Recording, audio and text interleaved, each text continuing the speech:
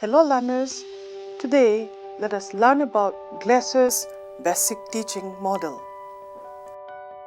Introduction. Educational psychology has always been concerned with the process of learning. But now there is a shift from learning to teaching because learning theories cannot solve the problems of teaching. This is because teaching is a man-making business and just sitting on an armchair with a cup of tea in hand to sip will not meet its demand. As teaching requires the teacher to have sound knowledge of the subject content, method, techniques, and teaching aids to be used by him or her. In addition, it also demands an art as well as skill for making the teaching episode interesting and effective one. Therefore, efforts are being made by educationists and psychologists to develop theories of teaching, as a result of which some teaching models have been developed. This development of model of teaching is the recent innovation in the field of teaching technology. A model of teaching is a pattern or plan which can be used to shape a curriculum or course, to select instructional material and to guide the teacher's action, by Joyce and Well, 1972. An important purpose of discussing models of teaching is to assess the critical pedagogy, to have a wide range of approaches for creating a proper interactive environment for learning.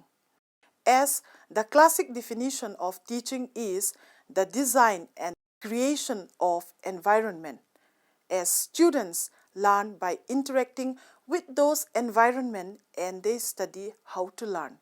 Dewey, 1916. Now let us learn about the basic teaching model. Robert Glaser in 1962 has developed the basic teaching model on the basis of psychological principles. He tried to explain the whole teaching process in an appropriate way by dividing it into 4 basic components, namely, number 1, instructional objectives, number 2, entering behavior, number 3, instructional procedures, number 4, performance assessment. The model is a stripped-down teaching model where the 4 components of the model represent the basic divisions with its connecting arrows that show only the major sequence of events in the instructional process. Therefore, it is known as basic teaching model. Each component will help to organize the great body of facts, concepts, and principles which makes up the model and will be useful in several ways, as box A, which denotes the instructional objectives. Instructional objectives are statements that describe the abilities students should be able to display to demonstrate that important concepts and principles have been incorporated into their own structure of knowledge. Robert L. Ebel and David A. Frisby. In simple words, instructional objectives are those the students should attain upon completion of a segment of instruction. For instruction to be effective and systematic, the instructional objectives are stated in behavioral terms. Example: after the lesson is over, the student will be able to, Number 1. Name the developer of basic teaching model. Number 2.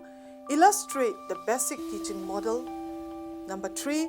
Suggest ideas for improvement of this model. Number 4. Differentiate between the 4 components of the model. Number 5. Relate the 4 components of the model. And number 6. They will be able to develop a better model. With the expectation to achieve these instructional objectives, the teacher will prepare for the day's lesson. Now let us come to box number B, which is about entering behavior of the student.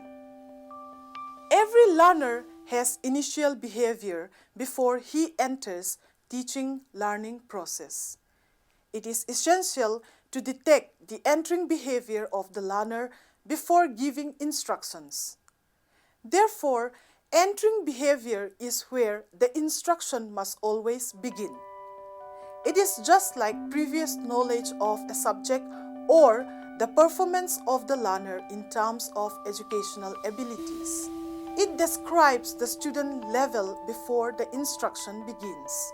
It refers to what the student has previously learned, his intellectual ability and development, his motivational state, and certain social and cultural determinants of his learning ability. This step is important because only after this step, the competent teacher will determine the appropriate instructional objectives and instructional procedure to be adopted to take the students from entry behavior to terminal behavior. This way, the teaching can be described as getting the students from where he is to where we would like him to be, as moving from entering to terminal behavior. Together, description of entering and terminal behavior define the limits of instructional responsibility for each degree of teaching. Now, let us come to box C, which deals with instructional procedure. It is the most active part of the teaching process. It indicates the method, procedure, and strategies of teaching to be adopted by a teacher to take his learner from entry behavior to the instructional objective he determined. But we need to be cautious as the art of teaching is comparable to have a rubber band attached to the learner capability. If the learner needs more help, we pull the rubber band a bit to achieve our instructional objectives, but not so hard that it snaps. Finally, let us come to box D, which is related to performance assessment. Here, the performance of the learners need to be assessed at the entry level through placement evaluation to check whether the child possesses the sound knowledge and skills needed to begin the planned instruction. Then diagnostic evaluation to consider the defective side of the learner while determining the instructional objectives in addition to the entry behavior of the child. Formative evaluation to monitor continuously the instructional process executed by the teacher, whether the learner is able to attain the instruction as planned earlier. Then we have summative evaluation, where ultimate behavior of the learner is tested at the end of the teaching learning process to determine whether the planned instructional objectives are achieved or not, and to assign grades to learner according to their performance. If the need arises, objectives may be modified. The instructional procedure may be improved and assessment of performance is made again. It is possible to add many more connecting lines that connect components later in the sequence with the earlier ones are called feedback loops. The 4 feedback loops, as shown in the diagram, connect performance assessment with each of the earlier components of the model.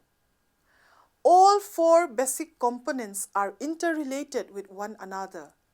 They interact and influence each other. If the performance assessment indicates that the learners have not been able to achieve the objectives set for them, necessary changes are brought about in any one of all preceding components of this model so that the goals of instruction are attained. Now let us come to the descriptions of Glaser's basic teaching model. Glaser's model may be described in terms of 5 fundamental elements as under. Number 1, focus. Number 2, syntax. Social system. Principles of reaction. Support system. Focus. This model attempts to pinpoint the process and measure activities comprising the entire teaching learning process. It also brings into the light sequence to be followed in the instructional process. Then we have number 2, syntax. In this model, flow of activities is sequentially listed. A. First, the objective to be followed are fixed in accordance with Bloom's taxonomy. B. Then the entering behavior showing the understanding and background of the student will be determined. C. Thereafter, the instructional work is carried out to achieve the objectives, keeping in view the entering behavior of the learner. D. The ultimate behavior of the learner is determined by using a different type of test. Then we have social system. The model describes a teacher-dominated classroom climate. Here, students are receptive and appreciative of the teaching activity. The success of this model depends upon the competency and ability of the teacher in terms of various skills like the formulation of objectives, use of proper strategies, techniques of evaluation, etc. Principles of reaction. A. Principles of interdependence. B. Principles of active involvement. C. Principles of follow-up. Then we have principles of reaction. Main principles of reaction are A. Principles of interdependence. The students' response are to be understood and dealt with in the light of interaction and interdependence, process and assessment. B. Principles of active involvement. Proper execution of this model requires a lot of activity on the part of the teacher. The model requires the active involvement of the teacher from the beginning to the end. Understanding of the potential and deficiencies of the students is required at every stage of the teacher in order to achieve the objective. C. Principles of follow-up. An assessment is made after teaching. In case the results are not accordance with set objectives, gaps, and deficiencies are found out by the teacher, then he tries to rectify the drawbacks by taking corrective measures. Then we have the last 5 fundamental elements, that is support system. The teacher needs following support system for its success. A. Proper environment.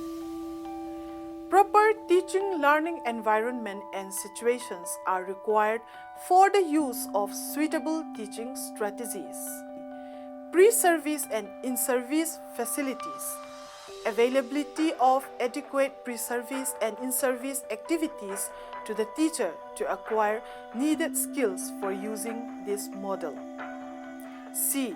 Availability of appropriate evaluation device for the assessment of entering and terminal behavior of the students. Now we come to the application of the Glaser's basic teaching model. Since the model is quite systematic and structured, It is applicable to all levels of education, that is elementary, secondary and higher secondary, etc. It is applied to subject matter related to any subject, as a teacher can use this model for teaching them. It implies a personal contact between the teacher and the student. It also implies a greater emphasis on the competency of the teacher rather than on his personality. Teaching for any length of time, maybe 40 minutes, 1 hour, 1 week, etc., is possible by using this model. And in conclusion,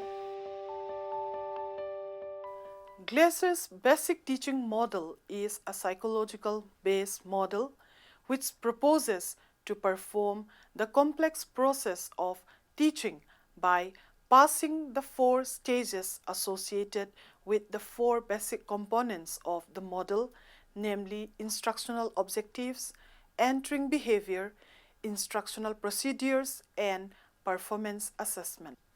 It is stripped down teaching model which was in vogue since the 19th century with the onset of the concept of mechanization of teaching. The model puts a greater emphasis on teachers' competence and skills than on personal art of teaching. It is by way the prototype for other model of teaching. Thank you.